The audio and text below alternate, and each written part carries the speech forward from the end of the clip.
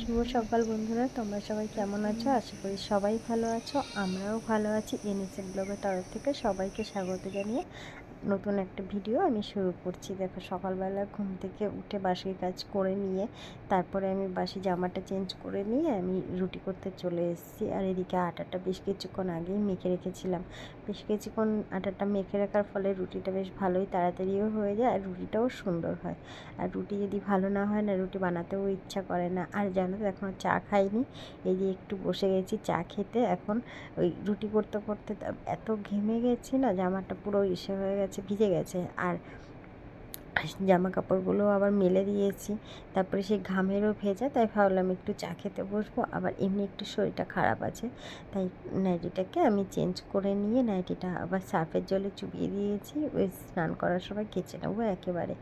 আর এখন আর কাছাকাছির কাছে যাইনি। দেখো, এই ফুলটা না আমাদের গাছে এই ফার্স্ট টাইম আমি দেখছি। জানি না তোমরা কেউ এর আগে কখনো দেখেছো কি না। এই এই হলুদ কালারের ফুল গাছ, কিন্তু রেড কালারের ফুলও হয়। আবার এটাও যে কী করে হলো বুঝতে পারছি না।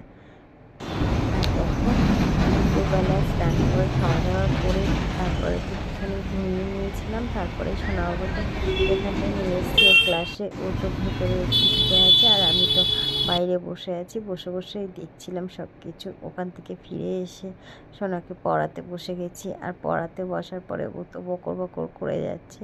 ওকে একটুখানি পড়িয়ে নিয়ে আবার একটু রান্না করতে হবে। কেননা খাবার আজকে যা দুপুরে খাবার করেছিলাম দুপুরের মতোই করেছিলাম, অল্প করে রান্না করেছিলাম, তাই আর তেমন কিছুই শেয়ার করিনি। আর এই জিনিসটা কি বলো তো, এটা ময়দা দিয়ে সেই ওই যে ফুচকার মতো করে, এটা আমি বেশ অনেকবার দেখছি। আমার ফোনে আসছিল বারবার করে, সব ভিডিওগুলো আসছিল। তাই ভাবলাম আমিই বা বসে থাকবো কেন, আমিও একবার ট্রাই করে দেখি। সেই ভেবেই আমি আর একবার চেষ্টা করে দেখলাম জিনিসটা।